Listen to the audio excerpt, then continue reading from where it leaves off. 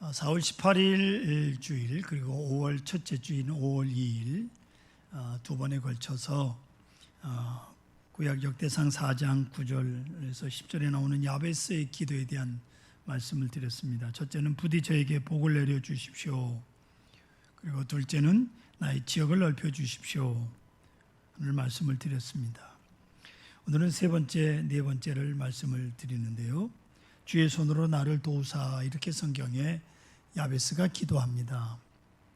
지역을 넓히기 위해서 너무 큰 일을 시도하다가 보면 때로 실패할 때도 있잖아요. 다 성공하는 것만은 아닙니다. 야베스는 자신의 지역이 넓어지고 감당해야 될 일들이 늘어나면서 주님의 도우심이 필요한 것을 금방 알게 된 겁니다. 내 힘으로 하는 게 아니구나. 오늘 찬양에도 내가 한 줄 알았다 그랬는데 천만의 말씀이죠. 야베스는 하나님의 위대한 손길을 의지해야 된다고 하는 것을 누구보다도 잘 알게 된 겁니다. 그래서 주의 손으로 나를 도와달라. 내가 하는 일에 주님의 도움이 필요합니다. 그런 기도입니다. 네 번째가 나로 환난을 벗어나 내게 근심이 없게 해달라. 그렇게 기도합니다. 여러분 시험 당할 때 여러분들은 어떤 기도를 하십니까?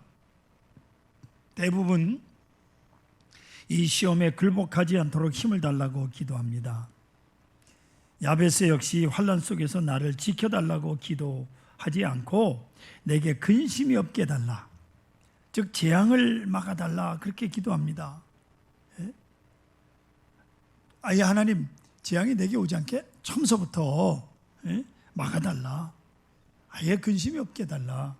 얼마나 지극히 현실적인 기도입니까? 솔직한 우리 인간의 마음이죠. 근데 중요한 것은 하나님께서 야베스가 구했던 그 복, 그리고 지역을 넓히는 것, 그리고 도와달라는 것, 그리고 재앙을 막아주는 것 허락하셨다 말씀하고 있습니다. 중요한 것은 구하는 게 중요한 게 아니라 뭐예요? 응답받는 게 중요하잖아요. 이런 복이 여러분과 함께 하시기를 축복합니다. 2005년 5월 서울 선호의 노회원 수련회로 몽골이라는 나라를 갔다 왔습니다. 몽골 그러죠. 그때 이대수 장로님과 열구 장로님이 함께 하셨습니다. 여러분 몽골 하면 떠오르는 사람이 있을 겁니다. 칭기스칸이라고 하는 사람이죠. 그가 정복한 땅이 얼마나 넓을까요? 실로 770만 평방킬로미터, 실상 우리 상식으로 가늠하기조차 어려운 아주 광대한 넓은 땅입니다. 770만 평방킬로미터. 이게 감이 안 잡힙니다.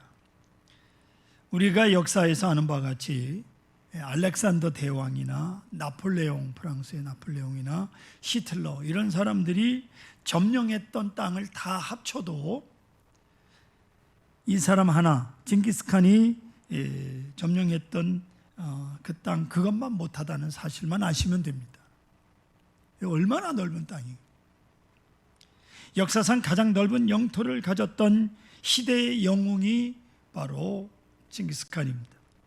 게다가 그의 제국 통치 기간이 150년에 이릅니다. 문제는 징기스칸이라는 그 사람인데요, 그의 강인함과 그의 영도력, 그리고 독특한 철학, 참으로 우리가 생각할 게 많습니다. 혹시 기회가 되면 그 일대기를 기록한 책을 한번 읽어보실 수 있기를 바랍니다. 그리고 특별히 생각할 사건이 하나 있습니다.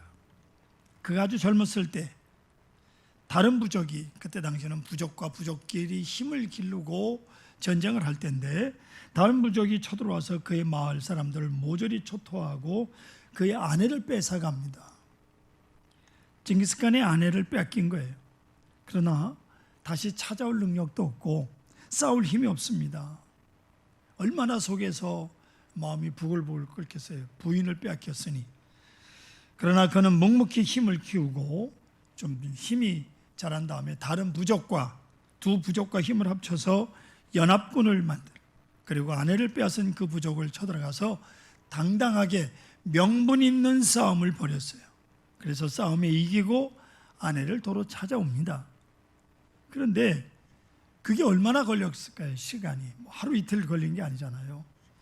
문제는 그 안에 버르테라고 하는 아내가 이미 만삭의 몸이 되어 있었다는 겁니다. 그렇게 태어난 적장의 아들을 조치라는 이름을 붙였는데, 그것은 몽골 말로 조치는 나그네 손님이라는 뜻. 그 아들에게 그 이름을 붙여줬어요. 조치라고. 그래서 징기스칸의 가계도를 보면 맨 이쪽에 장자에 조치라는 이름이 나옵니다. 그 적장의 아들을 자신의 장자로 임적한 거예요. 입적시켰어요. 징기스칸 이 사람을 여러분 어떻게 생각하십니까? 글쎄, 우리의 좁은 생각으로는 상상도 못할 일이죠. 그는 당당하게 적장의 아들을 자기 아내가 낳은 아들로 자기 장자로 입적시키고 함께 키워갑니다. 내 아내는 잘못이 없다는 거죠. 자신이 힘이 없어서 아내를 빼앗겼던 아내니까 통이 그 정도로 컸던 겁니다. 여러분 마음의 그릇이 어느 정도입니까?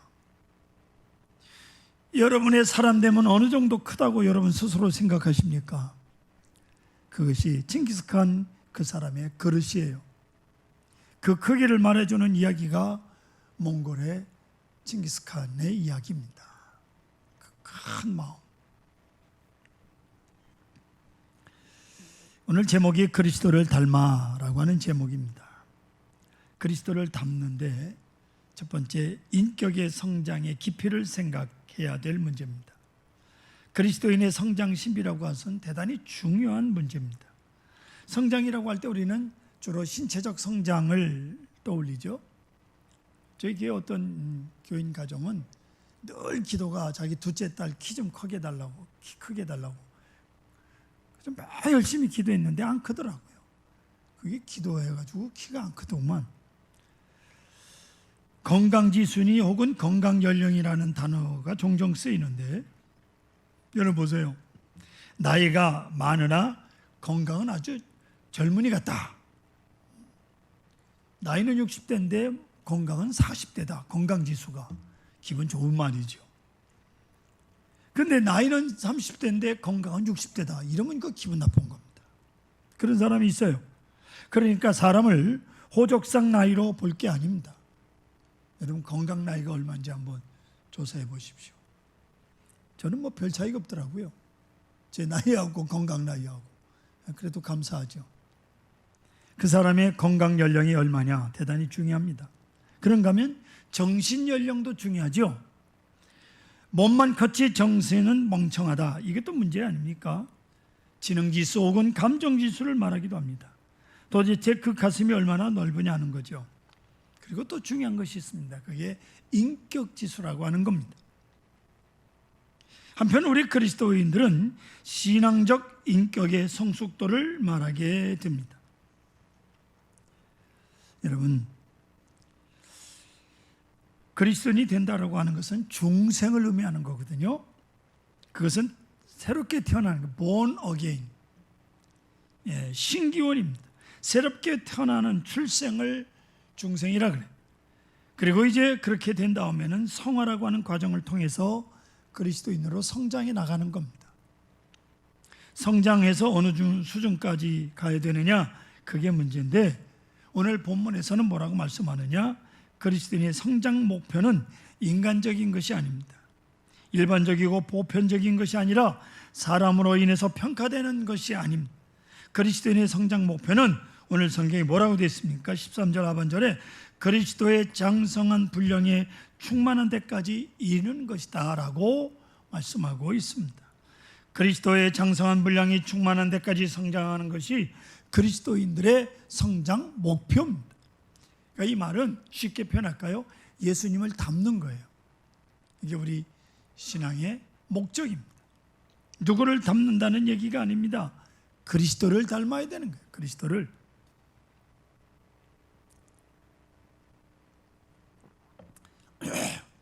제가 목사 된 지 얼마 안 됐을 때 전도사 시절에 그 어느 교회 부흥회 가니까 아주 우리 한국에서 설교 잘하던 목사님인데요. 얼마나 빨리 설교를 하는지 다다다다다다다다다다닥. 그게 마음이 얼마나 와닿는지 제가 젊었을 때 한번 흉내를 내봤었어요. 그랬더니 교인들이 목사님 이거 뭔 소리 한 거요? 하나도 하나도 못 알아듣더라고요. 그래서 조금 바꿨습니다만은 여러분, 그리스도와 같은 성격, Christ-like personality, 대단히 중요한 거예요. 그리스도와 같은 성격, 이것이 그리스도인의 성장 목표가 된다, 그 말입니다. 여기서 우리가 생각해야 될 것이 있습니다. 이 성장이라고 하는 것 신비로운 거죠. 그리고 의식 이전의 것입니다. 우리 인간의 마음대로 성장할 수 있는 게 아니더라고요. 여러분, 공부를 많이 한다고 해서 꼭 인격이 성장하는 거 아니잖아요. 그렇죠? 몸이 크다고 속 사람이 큰 것도 아니더라고요. 덩치는 산만해가지고 속은 밴댕이 전만큼 그냥 쫀쫀한 사람도 있어요. 그 속 사람이 그리스도인이 된 크기라고 하는 게 역시 신비로운 거예요. 오늘 성경 말씀은 이것을 말씀하고 있습니다. 먼저 중요한 게 뭐냐? 16절 끝에 보면 그리스도께서 자라게 하신다고 하는 거예요. 성장의 원동력이 뭐냐? 그리스도의 생명력입니다. 성장의 원동력. 보세요. 식물을 보아도 그렇지 않습니까? 사도 바울이 고린도전서에서 말씀하는 대로 씨를 뿌리는 자가 있고 물을 주는 자가 있고 가꾸는 자가 있고 거두는 자도 있는데 중요한 게 뭐예요? 자라나게 하시는 분은 하나님이시다를 성경 보세요. 나는 심었고 아볼로는 물을 주었으되 오직 하나님께서 자라나게 하셨나니 그런즉 심는 이나 물 주는 이는 아무것도 아니로되 오직 자라게 하시는 이는 하나님뿐이니라. 아멘. 그렇습니다. 자라나게 하는 게 문제죠. 아무리 물을 주면 뭐예요? 아무리 가꾸면 뭐하냐고요. 벼락같이 날씨가 추워지면 소용없고, 저희 옥상에 고추를 심었는데 요 며칠 계속 바람 불어가지고요, 고추대가 크기도 전에 똑 부러져가지고 한 대가 운명하셨더라고요. 제가 아침마다 물을 주는데 소용없어요. 바람 불어서 꺾어지는 데는. 어떤 농촌 마을에 새로 목사님이 부임하셨습니다. 도시에서 목회하던 부목으로 있던 젊은 목사가 부임해 온 겁니다. 그의 그만 가뭄이 들어서 농작물이 말라 타들어가고 있습니다. 교인들이 답답한 나머지 목사님께 와서 목사님, 우린 비가 오지 않으면 농사를 망칩니다. 농사 망치면 큰일이죠. 목사님, 특별히 비가 오게 해달라고 기도 좀 해주십시오. 자기들이 기도해야지 농사는 자기들이 지면서 왜 목사한테 와서 기도해달래요?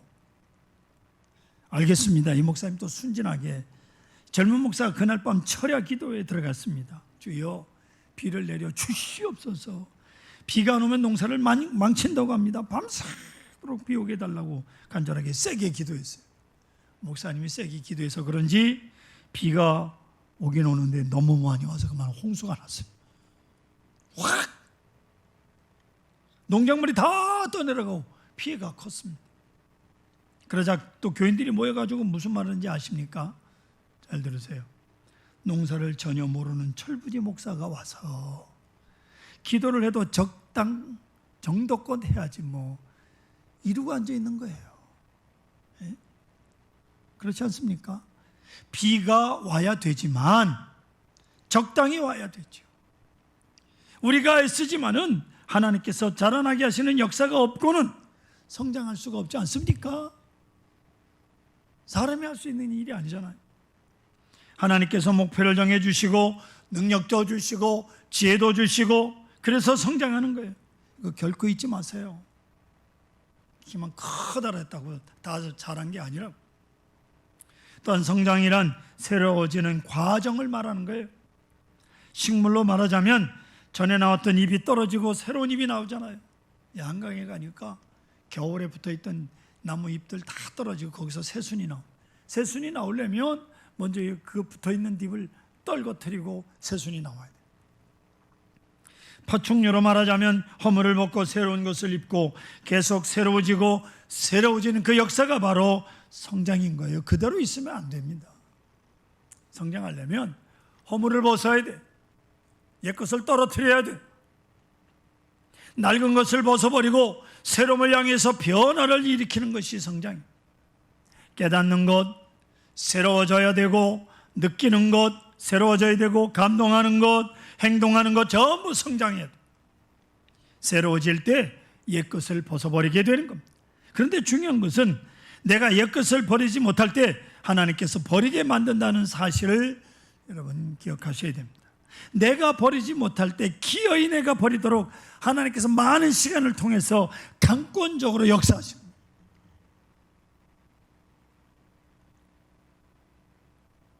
권사님 남편이 담배를 못 끊어가지고 아주 고민을, 세례받으려고, 당신 담배 끊기 전에 세례받지 말라고 부인 권사가 그러니까 양반이 고민이 됐는데 하나님께서 덜커덕급한 수술하게 병원에 입원시키더라고요. 그래 담배 끊었어요. 하나님 강권적으로 역사하는 거예요. 아시겠습니까? 그래야 새롭게 발전하고 성장해 나가게 된다 그 말입니다. 또 성장이라고 하는 것은 자라나면서 내 역할, 내 기능을 알게 되는 거예요. 좀 더 성경적으로 말하자면 내가 받은 소명, 내게 주신 경륜, 내게 맡기신 사명을 깨닫게 되는 거예요. 유치할 때는요, 뭐든지 할 것처럼 말하잖아요. 어떻게 다 하겠습니까?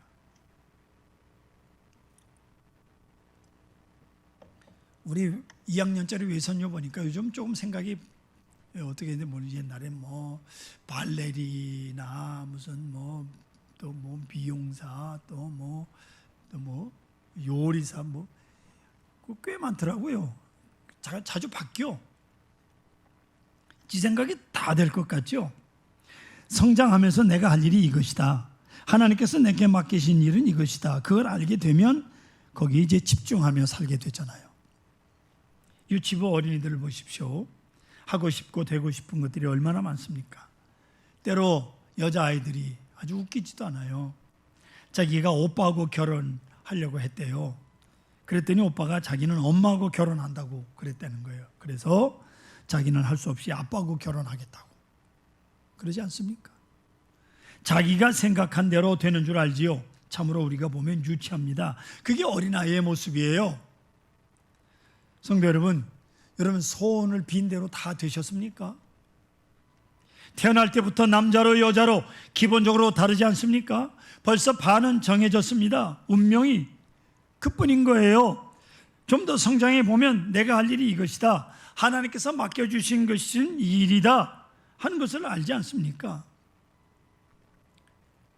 그 6개월 동안 지금 찬양대가 없이 우리가 이렇게 예배를 드립니다마는 찬양대를 보십시오.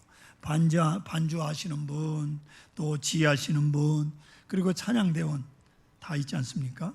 또 찬양대원들이 저기 앉아 있지만 섞어 앉아 있는 것 같지만 다릅니다. 파트별로 앉아 있는 거예요. 소프라노 해야 될 여자가 베이스 하겠다고 고집부리면 그거 되겠습니까? 그거 얼마나 어리석은 일입니까? 그거 노력한다고 되는 게 아니에요. 죽었다 깨나도 안 되는 겁니다. 하나님께서 내 목소리를 어떤 방향으로 정해주셨나? 그걸 알아서 그쪽으로 노력하고 그 역할을 해야 되는 거지요. 그게 성장이라는 거예요. 그리고 기억해야 될 것은 자신의 삶의 한계를 직시하는 능력을 가져야 됩니다. 즉 한계가 있다는 것을 알아야 돼요. 그게 바로 철이 난다는 겁니다. 뭐든지 다 하는 게 아니고 뭐든지 다 할 수 있는 게 아닙니다. 철난다고 하는 게 뭐냐면 할 수 있는 일은 하는 것이고 할 수 없는 일이 있다는 것을 아는 거예요. 할 수 있는 것과 할 수 없는 것. 자기 사랑에 벗어나서 자기 자신을 해방할 때 이게 가능한 것이고 자기만의 몰입에서 벗어나 자기를 확대해 나갈 때 비로소 사랑으로 성숙해 나가는 겁니다. 그래서 성숙한 사람을 보면 두 가지가 분명히 나타납니다. 첫째로 창조적 정신으로 노동을 즐기는 거예요. 이게 성숙한 사람이에요. 성도 여러분, 아직도 일하시는 게 피곤합니까? 부엌에서 일하는 것도 달갑지 않고 밖에서 일하는 것도 마음에 안 들고 도대체 일하는 게 싫다면 그 사람은 아직도 유치원생 수준이에요. 성장을 하면 그 의미를 알면서 일하는 게 행복인 것을 깨닫게 됩니다. 일하는 게 중요하다. 월급이 문제가 아니라 때로 퇴직한 후에 깨닫게 되는데 진작 깨닫고 일하는 즐거움, 일을 즐기는 것이 중요한 거예요. 요즘은 나이 들어도 일을 해야 건강하다고 그럽니다. 왜요? 정신세계가 앞서가기 때문에 그렇습니다. 정신세계가 육체적인 물리적인 세계를 능가할 때 우리는 즐겁게 일할 수 있는 거예요. 이것이 바로 성숙이라는 겁니다. 아이들이 어렸을 때 공부 좋아하는 아이들이 얼마나 있습니까? 공부하라고 하면 싫어하지요. 하지만 성숙한 다음에는 시키지 않아도 스스로 애쓰면서 합니다. 그래서 남자들요, 공부하기 싫으면 저는 군대 가라고 합니다. 군대 갔다 오면 생각이 바뀌어요. 그때는 하지 말라고 해도 열심히 합니다. 스스로 공부를 즐기는 거예요. 그만큼 성장하는 거죠. 두 번째로 감정이입의 능력이 생깁니다. 나 하나의 감정에 붙잡히지 않고 다른 사람의 즐거움을, 좀 더 큰 보람을 내가 동참할 수 있는 능력과 여유를 가지게 되고 자신의 삶의 한계를 직시하는 능력을 가지게 되면서 높이 성장하게 되는 여유가 생겨서 유머 감각이 그때 발달하게 됩니다. 오늘 제가 설교하면서 가만 보니까 그래도 썰렁하긴 해도 웃는 얘기 두 가지를 했는데 안 웃는 분 계십니다. 뭘 나하고 인상 쓸 일이 있습니까? 그러니까 참 유치한 거예요, 여러분. 어딘가 마음이 쪼들려가지고 안 웃기로 작정한 사람. 이유가 뭐냐? 여유가 없는 거예요, 여러분.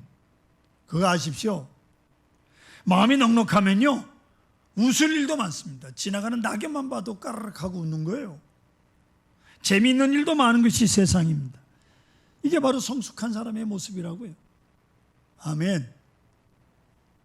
별 썰렁한 얘기를 해도 잘 웃어주십시오. 깔깔대고. 예? 아멘도 좀 크게 하고. 입에서 우물우물우물 아멘을 한 건지 노멘을 한 건지 따라하십시오. 아멘. 그렇지. 잘하시네. 15절 보세요. 뭐라고 되어 있나? 오직 사랑 안에서 참된 것을 하여라고 말씀하죠. 사람은 밥을 먹고 사는 존재가 아니라 사랑을 먹고 사는 존재입니다. 사랑을 먹고 자라는 거예요. 얼마나 사랑하느냐, 얼마나 사랑을 받느냐, 얼마나 사랑할 수 있느냐, 이게 문제예요. 나에게 고통을 주는 사람, 나를 욕하고 다니는, 그리고 나를 미워하는 사람, 자기 마음을 결코 열어주지 않는 사람, 이런 사람까지 사랑할 때 사랑이 무엇인지 알게 되는 거예요. 사랑하는 성도 여러분, 원수를 사랑해 본 적이 있으십니까? 참으로 원수를 사랑하면 내가 우뚝 높아지는 것을 느끼게 됩니다. 나를 괴롭히는 사람을 위해서 정말로 기도하고 사랑하면 어느 사이 나도 모르게 신비롭게 내 영적인 인격이 높은 수준으로 성장해 나가는 것을 느끼게 되는 거예요. 이 사랑이 바로 그리스도인의 기본이에요. 이어서 본문 15절에는 범사에 그에게까지 자랄지라고 말씀합니다. 이 말씀은 여러 가지 삶의 경우를 통해서, 살면서 겪는 여러 가지 모든 사건을 통해서 성장한다는 겁니다. 말씀으로 성장케 하고 성령으로 성장케 한, 그리고 또 모든 사건을 통해서 우리를 계속 성장하도록 인도하시는 하나님의 계획이 있다는 말씀입니다. 여러분, 우리가 살면서 겪는 모든 시험과 환난들은 우리를 성장시키는 하나님의 교과 과정 속에 있다는 사실을 잊지 마시기 바랍니다. 요즘 군대 문제 때문에 젊은이들이 많이 갈등을 합니다. 물론 이건 어제 오늘의 얘기가 아니죠. 어떤 할아버지가 청와대에다가 이런 편지를 냈다고 합니다. 내 손자가 군대에 갔는데 제발 무사히 돌아오게 해주십시오. 이렇게 편지를 냈다. 여러분, 전쟁이 있을까 봐 걱정하는 게 아닙니다. 군대 안에 많은 복잡한 문제가 많다고 하는데 제발 우리 손자 무사히 돌아왔으면 한다, 그런 얘기죠. 옛날에 군대 생활 하시던 분들께서는 더 심한 매질 속에서 군대 생활을, 지금은 때리지도 않는데 그런다는 거예요. 흔히 밤에 그저 일찌감치 시컷 얻어 터지고 자면 나머지 밤에 편히 잔다는 거예요. 그런데 매를 맞지 않으면 이거 언제 집합시켜서 때릴까 불안해서 제대로 잠을 못 잔다고. 옛날에 그랬다는 거예요. 왜요? 군대는 생명이 걸려 있는 곳이기 때문에 강한 훈련이 필요한 것 아닙니까? 그리고 이런 모순도 있고 저런 모순도 있고 그런 모순을 견뎌내는 게 바로 훈련이라고요. 이치에 맞다고 뭘 하는 게 아닙니다. 군대 세계라고 하는 것은 이렇게 많은 시련을 통해서 인격이 성장하는 거예요. 모순 덩어리죠. 그러나 그 조직이 지금까지 유지되고 있지 않습니까? 성도 여러분, 보다 더 성장하는 사람은 어떤 사람이냐? 많은 시련을 겪은 사람이에요. 수많은 환난을 겪은 사람은요, 웬만한 일에 눈도 깜짝 안 해. 제가 신학교 다닐 때 1974년 저 시골교회 찬양대 지휘자로 갔더니 9월부터 교통비를 교회에서 3,000원을 줍니다. 학교 갔다가 올 때 한참 걸어 들어오는 그 시골길 입구에 조그만 구멍가게가 있는데 거기서 콩나물 30원어치를 사면 저녁에 반 끓여 먹고 아침에 반 끓여서 먹고 반찬도 없는 밥만 달랑 도시락에 싸들고 가서 학교 기숙사에 가서 얻어 먹었습니다. 반찬은. 그렇게 시작을 했습니다. 1982년 경민중학교 교목으로 재직 시 그때 교사 월급을 보니까 23만 원이었어요. 당시 저는 장신대 대학원을 다니고 있었는데 일주일에 학교에서 33시간 강의를 하면서 대학원을 다녔습니다. 그런데 강사라고 7만 원을 빼고 16만 원을 줍니다. 그 기독교 학교가 이 짓을 해요. 가르칠 건 다 가르쳤는데 그때 집사람이 임신 중에 있었고 그 흔한 딸기 먹고 싶다고 하는데 사줄 돈이 없어서 고생을 했던 기억이 늘 생각납니다. 영양이 부실해서 생기를 앓고 있는 집사람, 아파하는 모습을 보면서도 약을 쓰지 못하고 견뎌냈던 시간들이 지난 날에 있었습니다. 그런데 그런 시련 속에서 오늘의 내가 있는 거예요. 그런 시련이 오늘 나로 나되게 한 것이 올시다. 사랑하는 성도 여러분, 은혜가 뭡니까? 은혜라고 하는 건 신학적으로는 은혜란 나로 하여금 그리스도를 닮게 하기 위해서 필요한 모든 것들이 은혜입니다. 병들어서 그리스도께 가까이 갈 것이면 병든 것이고 실패해서 내가 겸손하게 된다면 실패가 은혜예요. 많은 환난을 겪어서 내가 그리스도의 사람으로 성장하게 된다면 그 환난 자체가 은혜인 것입니다. 이것이 우리를 잊지 말아야 돼요. 범사의 그리스도 안에서 사랑으로 자라게 하시는 겁니다. 환난도 은혜요, 실패도 은혜요, 병드는 것도 은혜입니다. 아멘. 우리는 오직 믿음으로, 오직 사랑으로 순종해 나갈 것입니다.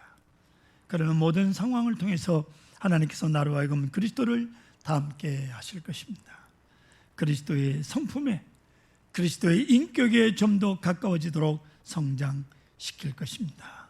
여기에 은혜가 있습니다.